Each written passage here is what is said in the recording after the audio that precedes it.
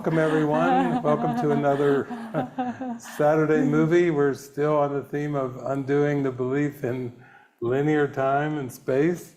And today we're going to be showing a classic movie from the Movie Watcher's Guide to Enlightenment, Slumdog Millionaire. And this is such a great movie because it actually helps take you on a journey in your mind of watching the signs and symbols and building that faith and trust that there is a unified meaning that is underneath all of these discordant images, sights and sounds of the five senses and of physical perception. It's like the prayer is, show me the point of all of this. Take me to the point of release and the point of happiness. So isn't it a great opportunity here? Yes, and I love what you just said, that it's a journey in our mind. It's all happening in our mind. And last week we started looking very deeply into the lesson 158, everything I give is given to myself. And in that lesson, he describes time as a trick, a vast illusion, where figures seem to come and go as if by magic.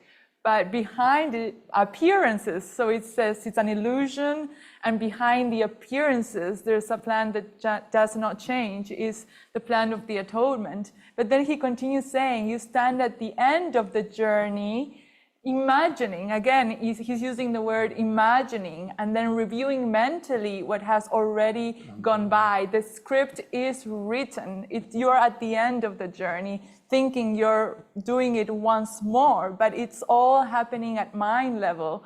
And through this movie, we're gonna see Jamal, the main character, go through a journey and a story of love to undo all love stories as we are going into through our mind, having this love story that will undo all of love stories. And we're going through this dream that is gonna undo all of the dreams. Like, this is the dream that undoes all of the dreams. And we are here reviewing mentally what has already gone by and the dream that undoes it all. And there is such joy and realizing this, accepting this, believing this. This is the dream that undoes the whole dream. And there is so much love to be accepted and so much joy to be experienced when we truly, truly believe this. And Jesus is saying, believe, for I have overcome the world already, and I'm guiding you step by step towards the light, like I am with you.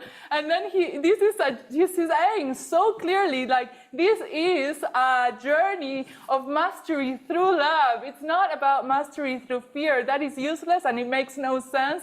But it is about mastery through love, and you have to be willing, and you have to be ready, and also you have to achieve mastery. But then he says, oh, but then you will think, oh, you know, there will take a long time for me to be able to master through love. And then he says, oh, but remember, I am in charge of time and space. And the miracle collapses time, so you don't have to be worrying about time in a linear perspective. Just choose me, choose a miracle, and the miracle will collapse time for you. The miracle collapse time for the miracle worker. And that is the purpose that we are all here gathered today, to undo the belief in linear time, to dispel the trick of thinking that there is a world outside of ourselves. It's all in our mind. It's all happening through us and for our awakening. Yeah, it's such a gift. That's a workbook lesson today. You know, I'm thankful for God's gifts to me, and of all the gifts, we could say that the greatest gift of all is our identity, and that we were created in spirit, and we were created by God and God's free will. Will is a term that is kind of blocked out from awareness, because this is not a world of remembering God's will. It's a world of the belief that you can have a separate will from God. So all that remains of God's will in this world is when we say the word willingness. I have a little willingness today. You see, it's almost like bringing a little breadcrumb, and saying, I completely forgot what your will is, God, but I do have this breadcrumb. I found this breadcrumb today, and it's called little willingness. And I think all of us can relate to the little willingness, because that's what we have to call upon every single day, as much as we can, a willingness to open our hearts up, open our minds up, let the past go. You know, Mary Baker Eddy, she called this world of time and space, she called it mesmerism. Mesmerism. And then when you think of even the words like hypnotism, we watched the movie Hypnotic. Hypnotism is another one. At one point, Jesus he's looking for a word in the workbook when he's describing the world, and he says, is not hallucination a better term for what he's speaking about? So it's like when you wake up in the morning, when the body's eyes open in bed, and you look at the wall or the window or the ceiling, you know, Jesus wants us first to start to get to the point, instead of just waking up with the Beatles song running through our mind, da, da, da, da, da, it's just another day, da, da, da, da, da, da, it's just another day, da, da, da, da, da. You know, that's not happy. There's no willingness, and it's just another day. That's just the same old, the same old, the same old. You know, brushing your hair, brushing your teeth, taking a shower, you know, making your bed, and going to work, or going to whatever. You know, Jesus is like, come on, you've mesmerized yourself, you've hypnotized yourself, you're hallucinating something that you believe is real, and it's not real at all. It's an absolute hallucination. And that your emotions rise and fall with this hallucination. He's like, oh, please, you know, you're reacting and responding to your own judgments in your mind. Nothing's happening to you. The whole world is happening for you.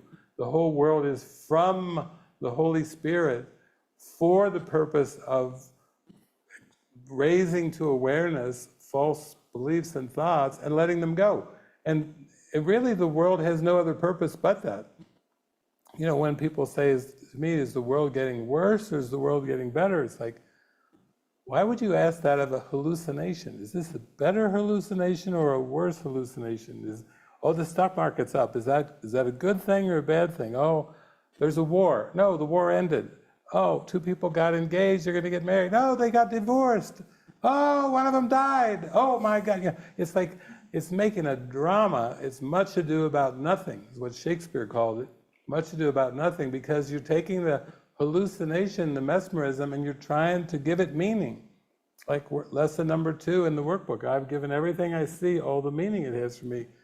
So like what Marina's sharing is like, there is so much love underneath the clouds, there's so much joy underneath the clouds, that we have to go for the escape from dreams, or the final dream. You know, we have to pray for the final dream. And what could, in a plan of God, what could the final dream be but a happy dream? I mean, you know, dreams will disappear, but they won't disappear until they first turn happy. And how do they turn happy except a dream of non-judgment? Judge not, lest you be judged. You know, Jesus put it, very short words, but the whole key is already there. Don't judge it. Don't try to even stop judging. Just start to realize how ridiculous judgment is, that it has never brought anything of satisfaction. It has never brought any lasting peace and joy. So actually, we're very excited about this movie we're going to watch today, because there's really not many movies that are ambitious enough to go for this topic, to dare to make a movie that the script is written. You know, the movies are always usually about scripts, and a good scripts, bad scripts, and then evoking a judgment, whether it was a good movie or a bad movie or a violent movie. You know, it's like all these terms within the dream don't really have any meaning. but something that would show us that we're simply mentally reviewing what has already gone by. Now that would be worth it. That would be worth anything, like a price. A man who found a field, and in it he found a great treasure, and he sold everything he had. He gave everything away to get this pearl, this hidden treasure, and he bought the whole field just for a chance to get the great treasure. And I think now we're in a movie of movies. This is like a spectacular movie that it takes you on a ride. It really takes you on a ride through flashbacks of starting to realize that all these flashbacks that we're having that we call circumstances and situations, there is a hidden meaning that's actually there. And if you just follow the clues one at a time, suppose this whole world is a game show, and you just have to answer certain questions, and if you answer them right, that's like symbolically opening the door to go deeper toward the ultimate final lesson.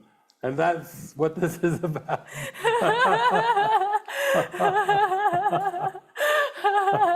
We're in the game show to end all game shows. Right. This is the game show to end all game shows. It is. It is. And we have two brothers, Jamal and Salim, in here. Maybe you could share a little bit about, they're basically, their mother dies, and it's Mumbai, India, and so for them it's survival, like their parent is gone. And then they also will meet a friend, is it Latika along the way, a little girl, and then the three of them are almost like the Three Musketeers. They're like a little family unit. They become a new family unit because the mother of the boys has died. Yes, and they're gonna go through a journey in their mind where it's gonna, like, the choice is gonna be laid out in front of him in front of them over and over and over again, where the solution is. There seems to be that they're seeking something. They're seeking for peace. They're seeking for safety. They're seeking for love. And then the voices of the world will come and tempt them in many, many ways and say, look for comfort, look for success, look for power in the world. And then there is also this soft, gentle voice, or that it will come, or the symbol that Jesus is going to use of Latika as a symbol of love for Jamal to keep searching and seeking for love instead of choosing the voices of the world. And then we will see Salim, who is more going to reflect that split mind of wanting to choose love, but having the ego voice saying, how are you going to survive? You have to make it on the world. And this is what's going to get you the freedom and the safety and comfort that you seek. But then we're going to see how all of that is a trick. It's actually a trick. And then there is no true freedom, and there is no love, and there is no safety in the world. And then we're going to see Jamal following his intuition step by step, like you were saying, following the clues step by step, choosing love, choosing faith, choosing devotion beyond what his five senses are showing him, without a plan, just trusting. And that will take him all the way to find what he was actually looking for, and to realize that the answers are and always were within him.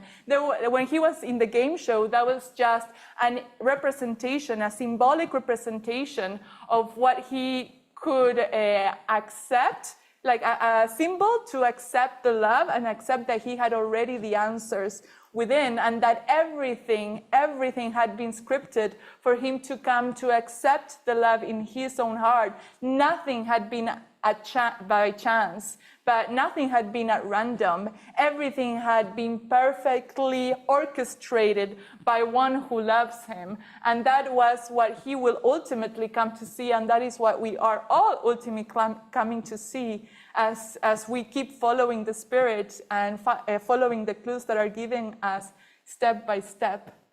Yeah, I think this movie kind of goes just so quickly, so rapidly to the core, to the root problem. And one time, many years ago, I was talking to a group of people, and I had a question for them, and it came out of my mouth, and then it became the title of a video on YouTube or whatever. But the question that came out of my mouth is, who's your daddy? Who's your daddy? You know, who is your source? Who is your creator? It's in this world, there's only two options in a split mind, and one is God, and the other is the ego. And you have to believe one or the other. It's an either or. It's not, you can't have a little bit of each. You can't have two sources. One, an eternal source who created the mind and the soul and the spirit is an eternal being, and the other, which made a fictitious make-believe self that has no reality whatsoever and is basically a projection of the authority problem, of the belief that you can be the author of yourself instead of humbly accepting that yourself, I am as God created me. So you can see in this movie, I mean, it's the choice between, like, lesson number 50 in the workbook, I am sustained by the love of God. In this world, you believe you are sustained by everything but the love of God. Pills, money, protective clothing, being right, being liked, knowing the right people, you know, and a list of impossibilities that seem to offer sustenance. Jobs, careers, money, that's all part of the ego system. If you believe in separation, then you will believe in all the other things that go with it, which is survival of the body. The body needs what? Oxygen. It needs air. It needs oxygen. The body seems to need food. The body seems to need shelter and warmth and protection. Jesus talks about that a lot in lesson 135. You know, it's the body identification that sets into motion, triggers millions of defense mechanisms. And all of them are just part of being right about a false identity. So in the movie, we can see that the two boys, their mother dies, and then they're in Mumbai, and then Latika comes along, and then they have to face what the sleeping mind seems to have to face, which is just what it believes in. It believes in lack and scarcity, so it projects a world of lack and scarcity, a world of economics where you have to seem to have good economics and finances. You know, people, if you ask people year after year, decade after decade, century after century, what's important, they'll tell you the health of the body, the finances, of personal finances, cultural or global economics and economic forces, and survival of the body, you know, against rain and hurricanes and tsunamis and wind and temperatures and all these things.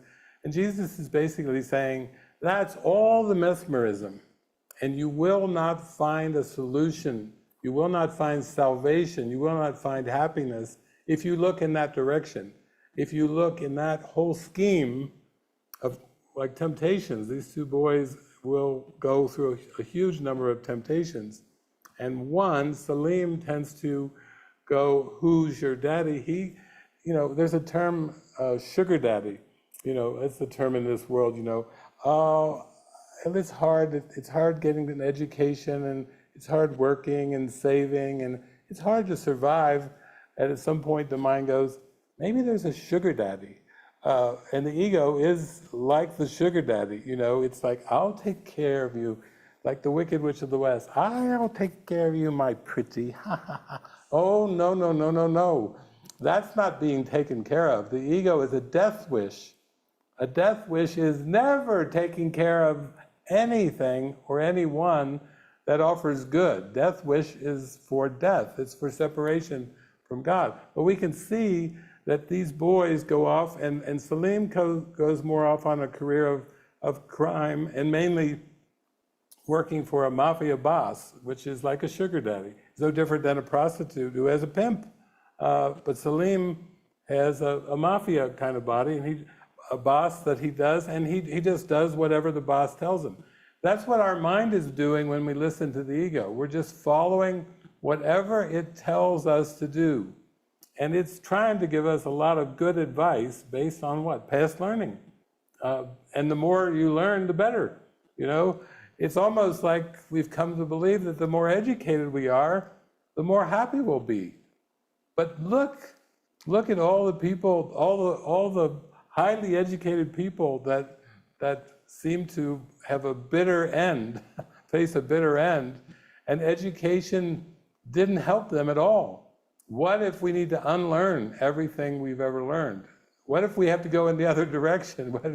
What if we had everything and are everything a priori, prior to the five senses, prior to coming to this world, prior to time and space, we already have and are everything. So it's really about whether I'm going to believe the trick that I need to search for something outside of myself, or if I just need to give up the search for an external joy, love, happiness. Yes, that's beautiful. And we will also see, hi Lucy. Lucy's our cat. Started off as homeless in a canyon and now is living the life of a princess, but it's adopted cat. Yes. Yes, but it's gonna be a ride that we're gonna be looking at, and we will see Jamal, that he's on a game show, and through this game show he's gonna be asked questions, and then these questions he will have to find the answers, but the answers is not something that he learned intellectually from the past. The questions are prompting memories, experiences that he can draw forth, and that is the Holy Spirit. Through our desire, we can draw forth the answers in our mind, but we would also be able to see how in this game show, in the front, it looks all shiny, glimmers and light, and then there is this man, I think it's called Prem, and he's like, smile, you know, smile for the camera. And we could also see the ego character and all, like in that mask, of everyone smile, and it's so shiny and it's so beautiful, but very straight. Like as soon as the movie starts, we can see how dark it is at the back, how there is fear behind it, how it's deceit behind it. Like he will try to like trick also Jamal into the wrong answer. So there's a lot of fear and deceit. So we can see the ego even acting there. And then there will be memories that we will see of Jamal's life, seemingly. And then we would see how the ego characters come from other, like the boss, the boss, slum lord. Slum lord. Not a word that you say very often. It took a little while to get out of Marina's mouth. Slum lord. No, it's not in your experience. But that's the ego. That's it. It was an intuitive word that the Holy Spirit wanted to bring forth, and it got out. Yes, but also when I thought about the name of the movie, because the name of the movie is Slumdog Millionaire, and then I thought, wow, how beautiful, because the first thing that came to my mind when I thought of the name is how Jesus opened the Sermon of the Mount, and it was, blessed the poor of spirit, for theirs is the kingdom of heaven. And then I was thinking, oh yeah, the slum dog is the one that is very poor, and the ones that are poor realize that they are in great need, and then that is Jesus saying, yes, those who recognize that they are in great need of God will find that theirs is the kingdom of heaven. And Jamal is a beautiful symbol of that, how he had not such, like, not only pure, he was not only pure in spirit, recognizing his full dependence on love, on God, but also he was, what Jesus also said in the Sermon of the Mount, blessed are the pure of heart, for they shall see God. And a pure heart is a heart that has no other idols or holds no other graven images before the Lord thy God. It has been, the desire has been so purified, where the only desire is for God, is for love, and then he really discards all of the gifts of this world, he can see through them and discard them as meaningless, and then goes towards what is really meaningful, and is in each moment choosing love, to give the love in his heart. And we can see how he follows with such humbleness and such faith. Like, he never gives up. He keeps going and going and going, and it's a beautiful demonstration to all of us what it is like to really choose love in every moment, to go towards transcendence and go towards the happy dream. And even Jesus also says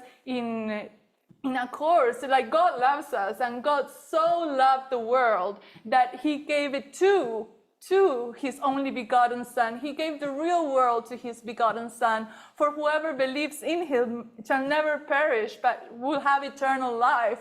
And he is a beautiful demonstration of one who believes in love and the power of love and choosing love, and how it all comes to him, the happy dream, and the love comes forth through the power of his mind. There is not a separate world out there where things happen by choice or accident. He desires the love. He desires it so much that he has to go in through this journey of images in his mind to see what he believes in, and go through forgiveness and come to this realization that he is love, he gives love, and he receives love. But everything that seemed to happen, the separation from his mother, or the separation from Latika, which is the part of the Three Musketeers, or even what happens with Jamal along the way, it's all been there so that he can come to forgiveness, so that he can accept the atonement for himself. And that is what we are all being called to accept the atonement for ourselves. And truth will be restored by our desire. And Jamal is going to show us that so clearly. And we have to take full responsibility for the power of our mind and the power of our desire. I have heard so many times people, or even I have said in the past, I have no time to pray. And it's like, what is that? You have no time to pray. It all comes forth from your desire. What is it that you're desiring? How long is an instant? Do you have an instant to get in touch with the desire in your heart? If you desire God, you are praying for God, and then just keep that in your memory throughout the whole day. And we will see that also with Jamal. At the very beginning, when the game show starts, he sees an image of Latika, like, oh, there it is, the purpose out front. And then throughout the game show, we will see flashes of Latika coming through. And it's like the reminder, the purpose. I'm doing this game show for love, for the remembrance of love. And that is my one goal and my one purpose. While I abide in a place where I'm not at home, but I am at home, I just need to remember it. We are at the end. We're just remembering. Yeah, yeah. I mean, a lot of us grew up watching the movies. I mean, we love music and we love the movies. And I grew up watching a lot of Hollywood movies. But it's like, at some point, after watching hundreds, thousands of Hollywood movies, it's like Jesus was coming into my mind. It's like, okay, let's kick it up. Let's kick it up. Kick it up? Where are we going? Bring up the gears, higher, higher, higher. We're going into Bollywood. Bollywood. Blow past Hollywood. Go to Bollywood. What's so great about Bollywood? Well, there's a lot of drama and seemingly violence and everything, but where does it end with most Bollywood movies? It ends with a dance. Ho, ho, ho. It ends with a dance. They are dancing in the end. They are celebrating. They're not melancholy. They're not boring or tense. It ends with an amazing, it's like Bollywood movies, there's your flash mobs, even years, decades before there were flash mobs, there's Bollywood movies ending with this huge dance. And that's the happy dream. In your mind, it has to come round right. It's a gift to be simple, it's a gift to be free, it's a gift to come round where you ought to be. And then you just keep turning, turning, turning until you come round right, until you become right-minded. What does it mean to be right-minded? Well, the clue is that Jesus says that this world is backwards and upside down. Just stop for a minute when you look out the window, when you watch on TV, when you look at the internet. Just stop for a minute and ask yourself, What does that mean, Jesus, that the world is backwards and upside down? He's telling us that the entire projected world of time and space is based on a lie.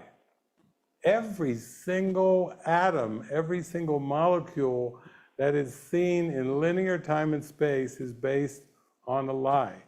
All of the different areas of study we grow up with, from everything from engineering to mechanics to mathematics to culinary things, baking, everything that we've learned entirely is based on a lie. So when Jesus says the world is backwards and upside down, he says this course requires willingness to question every value that you hold.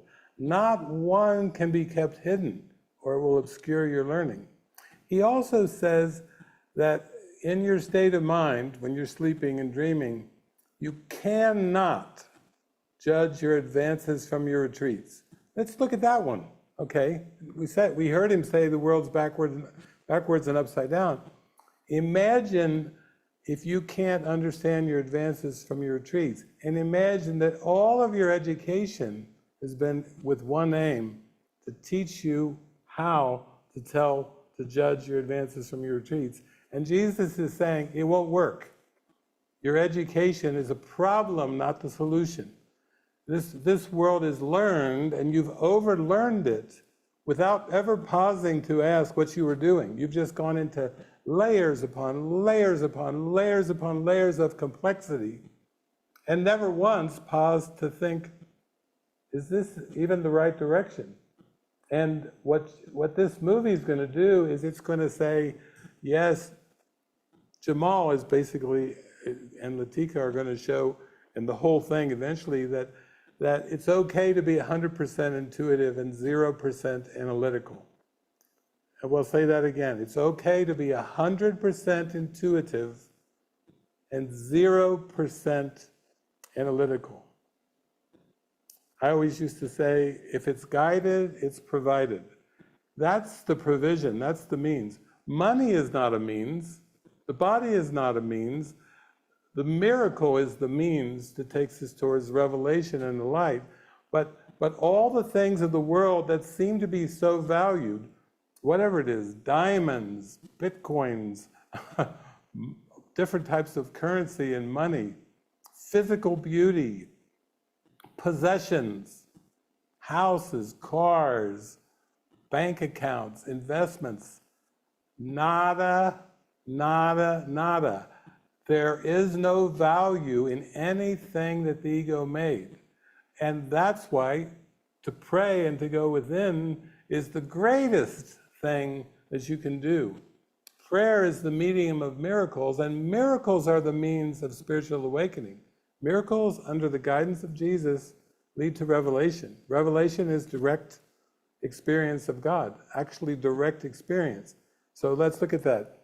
Under Jesus' guidance, that's why he calls it A Course in Miracles, and under the guidance of Jesus, very direct and intimate guidance of Jesus, then the miracles lead to revelation. If you've been wondering, why has my practice of A Course in Miracles not led me to joy, then we can start to see in this movie is showing us only the intuitive answers that are given through the symbols and the circumstances of the flashbacks are actually the things that show that you already have all the answers. And the answers are given you, but they're not learned. Like Marina was saying, these are not things that were learned, like, oh, that's right, I got to remember the answer to that question that's on the exam. Because our exam is leading towards forgiveness. And forgiveness is actually letting go and release. It's not accumulating knowledge of time and space. So everything we believed about education is backwards and upside down too. It's not what we thought it was. It will not bring us happiness. We have to unlearn everything that we learned, which is kind of, it seems like a parody when you look at the name of the book, A Course in Miracles, because it's really a course in unlearning. And ultimately, it's a course in undoing. You know, our whole community you wonder, why are we going to these last sets of movies talking about the undoing the belief in time? Because we're going spontaneous. I've had people in the past week, I had a friend of mine who's always been very, very intellectual, and I had lunch with him, and out of the blue, this man who's always been very extremely intellectual, he said, I watched your last movie, you and Marina did, and the two words that resonate with my heart are spontaneity and simultaneity. The two words out of the whole movie gathering, over 5 hours, spontaneity and simultaneity. Isn't that, I was just like, oh my gosh, that is so, and he said, I'm feeling joy. I'm feeling joy in my heart.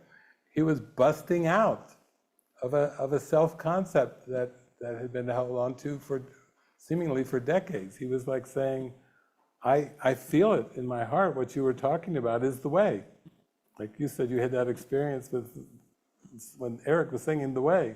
You had the experience. You could see Jesus in his eye. This is like the way. This is what's calling us with vibrancy and joy and certainty. And this movie is going to, you don't have to try to analyze it and figure it out. You just let it take you like a twig in the river.